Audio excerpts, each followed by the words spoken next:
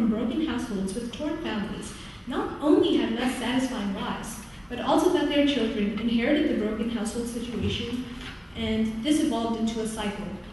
Any trend that erodes family structure, like isolation, should be reversed and reversed soon. Once again, I thank you for listening.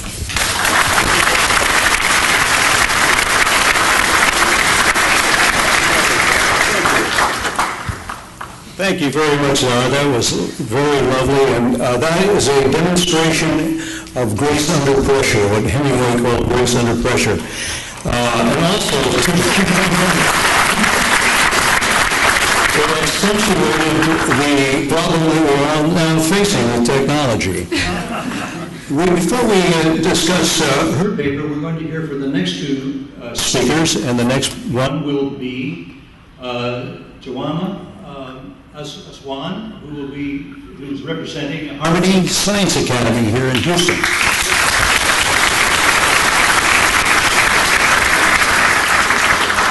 Hi, my name is Dajanaba Aswad. I don't have as eloquent introduction as Zara, but I will lead you right into my paper. My paper is titled Improving Family Relations and Its Outcomes. In today's society, it is just as difficult to maintain family relationships as it is to maintain family bonds. As urbanization has increased, so have distractions, making it difficult to celebrate the family and to nourish fellowship among kin. In order for families to benefit from the familial bond, all members must make an effort to improve communication skills, to inform youth of the meaning of family, and to find a social or religious adhesive that will unite and support the family. Due to urbanization, distractions have led to a lack of communication in families as well as society as a whole. Communication is the key to all interactions. Without it, relations can be affected. Ineffective communication, such as negative body language, can cause confusion and chaos, especially when the source of negativity is unknown. Technologies such as cell phones and computers can promote ineffective communication if overused. Yes, it is a convenient and casual way to communicate with people. However, if used extensively, face-to-face communication will become a lost art.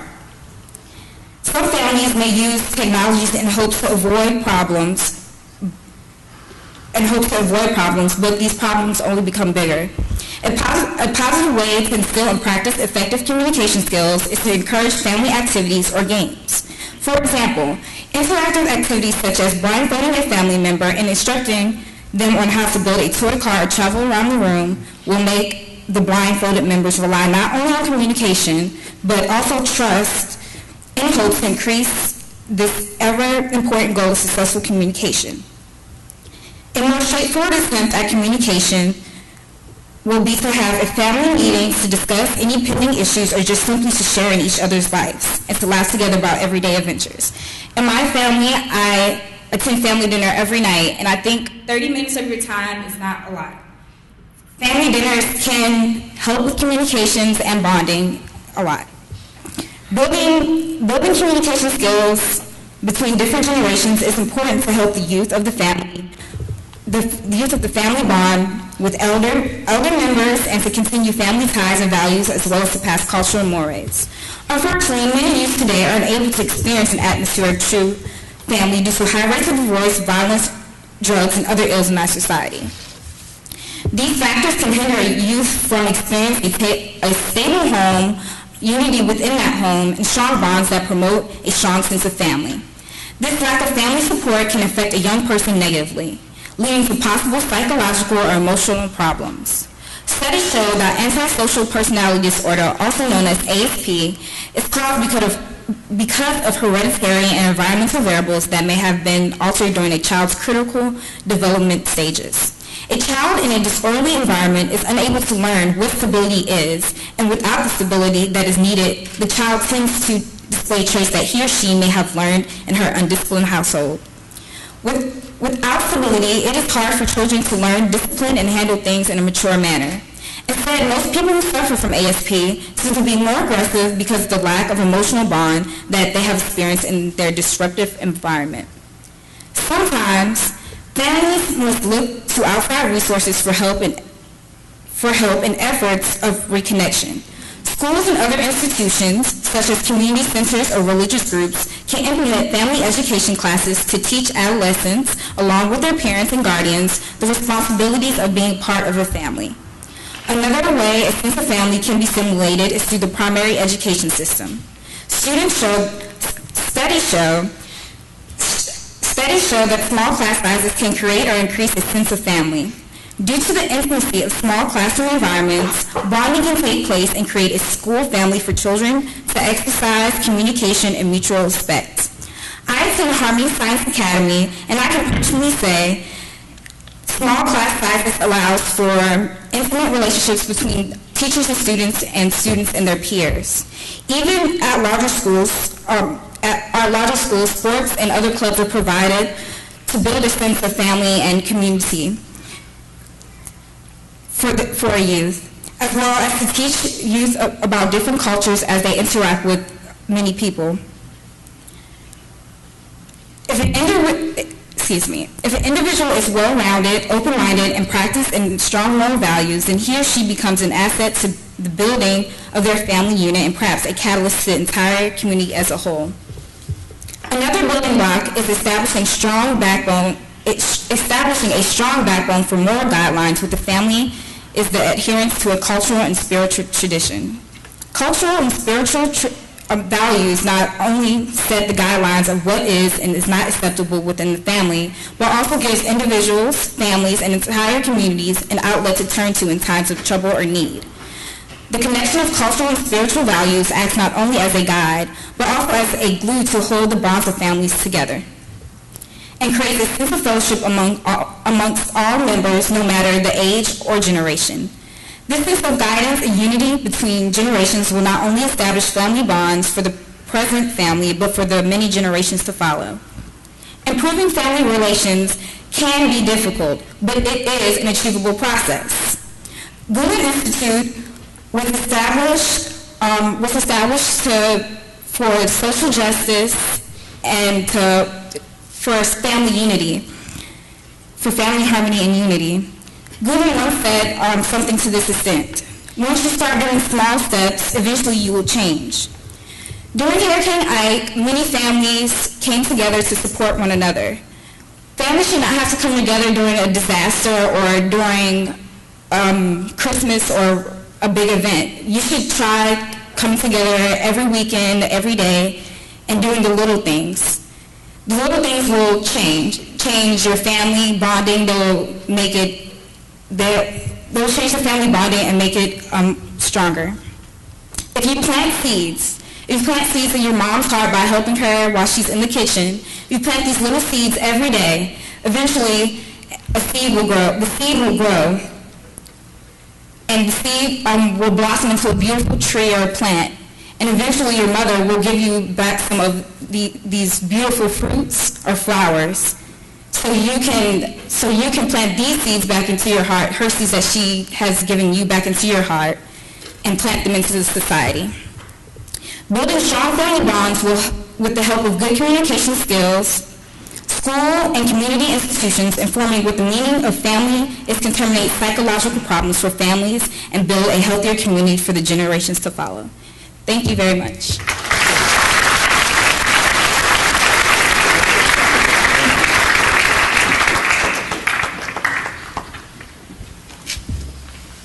Thank you very much, Joanna. And next we are going to hear from Clara Legg, and she is a student here in Houston at the Houston Academy of International Studies. Thank you. Claire?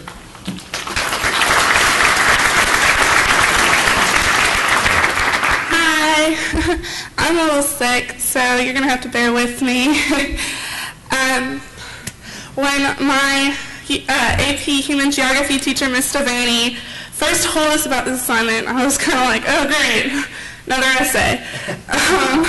But then I knew what it was about and how we basically don't have to choose what affects family relations and how we can help, and I thought that was pretty cool.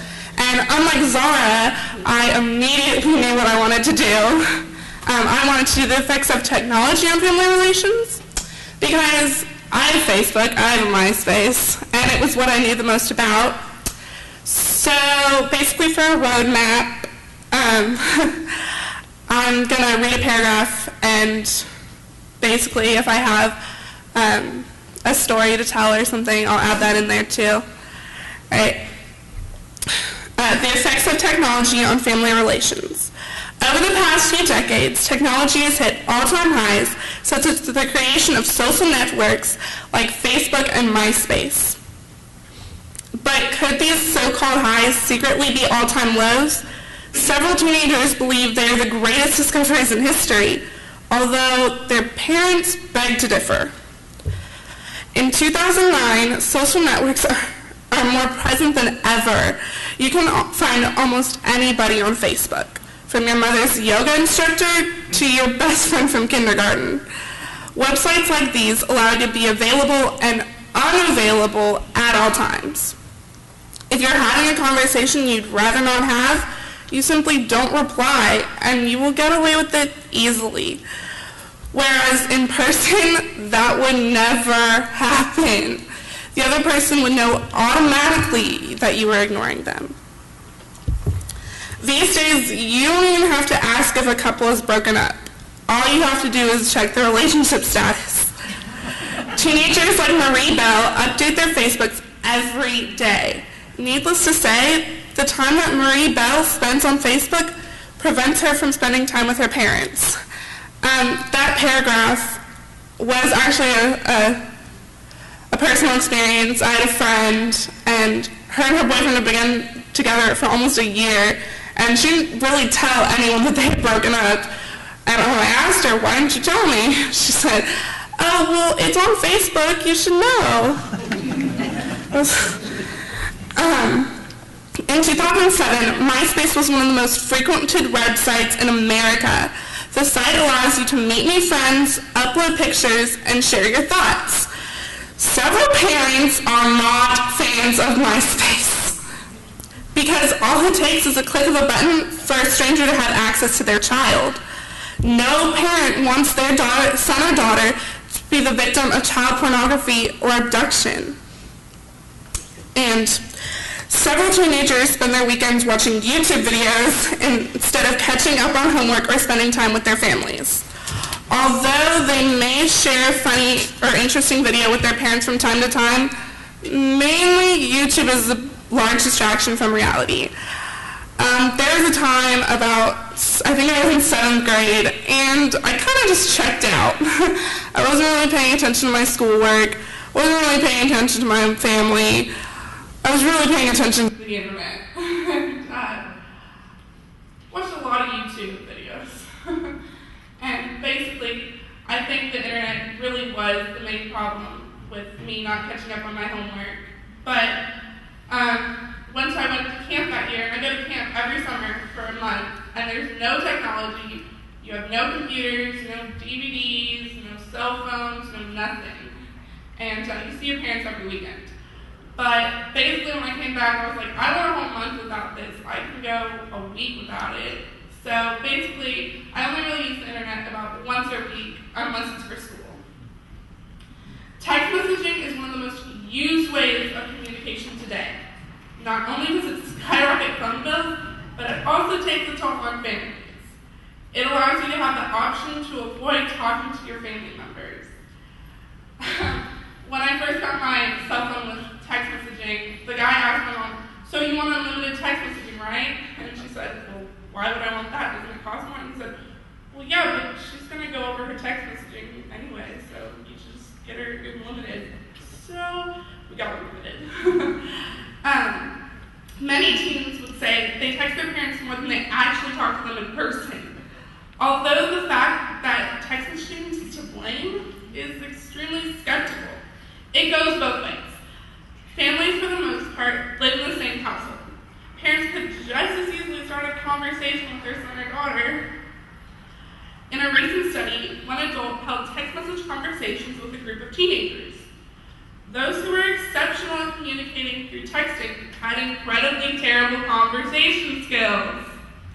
On the other hand, a girl who lacked a Facebook account, did not have a texting plan, and had limited cell phone usage had great speaking skills.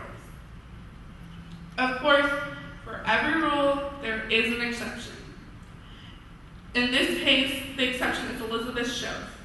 Elizabeth was kidnapped at age 14 on September 6, 2006.